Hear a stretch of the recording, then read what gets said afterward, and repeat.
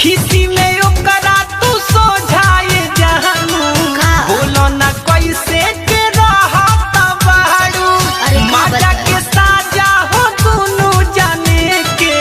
तू तो अकेले हो सहत बाड़ू। अरे का करी मजबूरी नु बा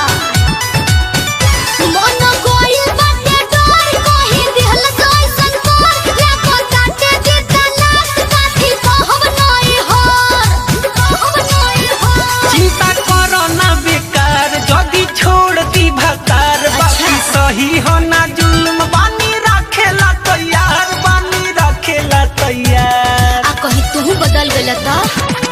हो जाए